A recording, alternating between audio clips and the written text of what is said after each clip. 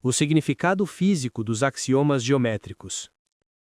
Em seus tempos de escola, a maioria de vocês que leu este livro conheceu as nobres construções da geometria de Euclides, e se lembra, talvez com mais respeito do que amor, a magnífica estrutura, na escada elevada da qual você foi erguido por horas incontáveis por professores conscientes. Em razão de nossa experiência passada, você certamente considere todos com desdém que devem pronunciar até mesmo as mais afastadas proposições da geometria por ser falsa. Mas talvez esse sentimento de orgulhosa certeza abandonou você imediatamente se alguém lhe perguntou: o que você quer dizer com a afirmação de que essas proposições são verdadeiras?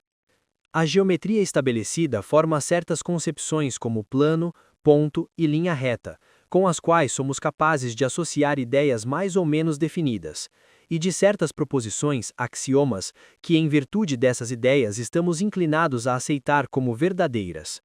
Então, com base em um processo lógico, cuja justificação nos sentimos obrigados a admitir, todas as proposições restantes são mostradas a seguir a partir desses axiomas, ou seja, elas são comprovadas. Uma proposição fica correta, verdadeira, quando é derivada na maneira reconhecida a partir dos axiomas. A questão da verdade do assunto dos axiomas geométricos é assim reduzida a uma das verdades dos axiomas. Agora, faz muito tempo sabe-se que a última pergunta não é apenas irrespondível pelos métodos da geometria, mas que é por si só inteiramente sem significado. Não podemos perguntar se é verdade que apenas uma linha reta passa por dois pontos. Só podemos dizer que a geometria euclidiana lida com coisas chamadas linhas retas, a cada uma das quais é atribuída a propriedade de ser exclusivamente determinada por dois pontos situados nela.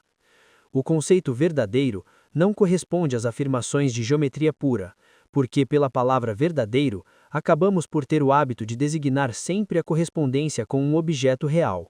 Geometria, no entanto, não está preocupada com a relação das ideias envolvidas com objetos de experiência, mas apenas com a ligação lógica dessas ideias entre si. Não é difícil entender porque, apesar disso, nos sentimos constrangidos a chamar os axiomas da geometria verdadeiros. Ideias geométricas correspondem a objetos mais ou menos exatos na natureza, e estas últimas são, sem dúvida, a causa exclusiva da gênese dessas ideias. A geometria deve abster-se de tal percurso a fim de dar à sua estrutura a maior unidade lógica possível.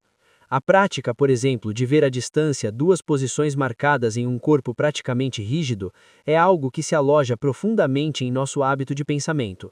Estamos acostumados ainda a considerar três pontos como estando em uma linha reta, se suas posições aparentes puderem coincidir para a observação com um olho, sob escolha adequada do nosso local de observação.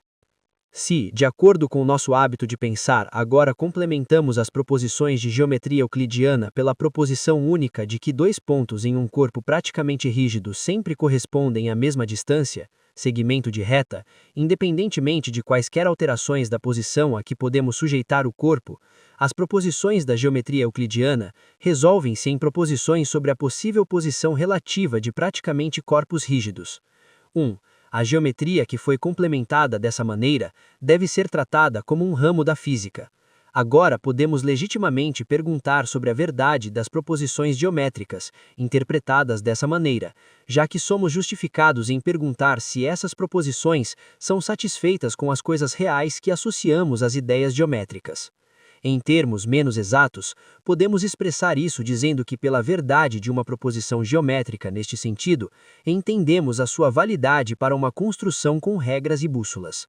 É claro que a convicção da verdade das proposições geométricas neste sentido é fundada exclusivamente em experiências bastante incompletas.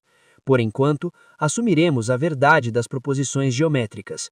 Depois, em uma fase posterior, na teoria geral da relatividade, veremos que essa verdade é limitada e consideraremos a extensão de sua limitação.